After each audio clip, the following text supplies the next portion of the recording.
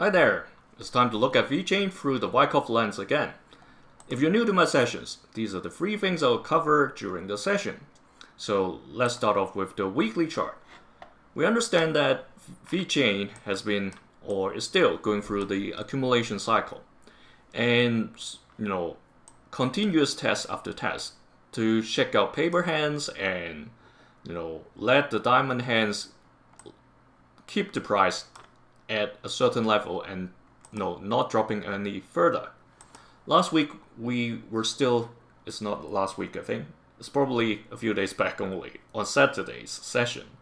We talked about, the direction seems still unclear back then. But a few days has passed and seems there are more clarity right now. When we get to the daily chart, I'll show you why I'm saying this. As of this moment, the test will still continue, but I think we're not too far from the next challenge towards the yellow key level of 0.035. Okay, that's the accumulation cycle trading range top set by the automatic rally back in May. Yeah, it's already over half a year ago, and we haven't been there since this test back in late July. So let's expect more tests to continue, and hopefully it won't get to this yellow dash line at around 0.0095. That's where the October 10th period tested. Okay, we haven't tested this line since October 2020, so that was a bit crazy back then in October. Let's get to the daily. All right, here, last session it was about this time. Okay, the volume has been getting lower and lower. Just that it was mixed because there was quite a bit of buying and selling between these two lines, this 0.013 and this red key level of 0.015. And the past 2 days, today and yesterday, is giving us some clearer indication. The volume has increased compared to the past 7 days since November 24th. Okay, that climb didn't come with a high volume, so that was a bit of a question mark.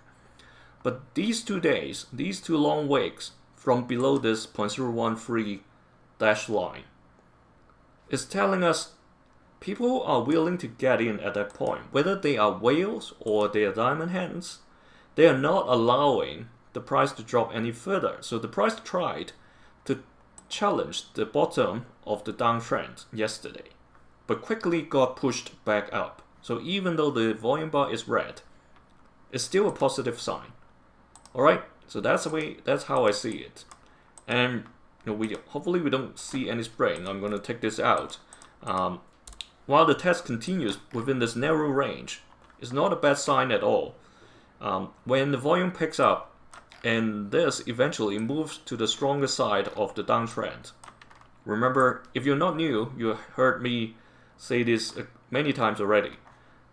The lower side or lower half is the weaker side of the trend. Okay, we have been trading in this area since mid-November. And now we're finally getting a chance to move to the stronger side, because when the price moves to the stronger side, we're getting closer to a breakout outside of the downtrend.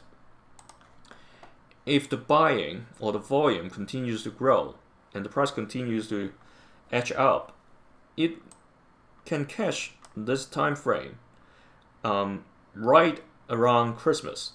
Alright?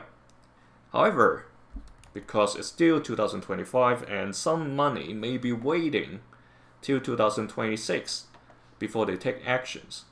So it's understandable that this is going to continue to trade sideways, or give you a bit of fake boo and then come back down to this edging towards this triangle that points to near the 3rd week or 4th week of January. Of course, the breakout can happen anytime, like I said, if the money is waiting for January. Once it's past the New Year's Eve or after celebrating the New Year, the next day they come back from holiday, they can push the price up. Alright, that's a very positive optimistic scenario. This remains same. Large percentage I see is for the test to continue. And of course, like I said, the positivity will lead us to somewhere around this orange key level 0.026 as the first step. Best is for this sign of strength. Alright, this is a combo. I put them together.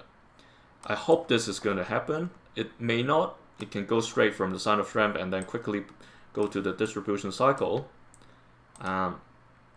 Best is to challenge this yellow key level. Remember, when we talk about the weekly chart, that's where the trading cycle top is. So essentially, we want the big picture to move up to here.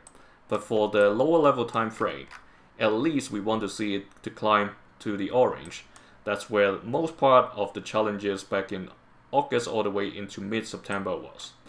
Alright, so hopefully we're seeing VeChain finally bottoming out and no more surprises or tariffs coming out from the big countries, and we would probably get into a better 2026.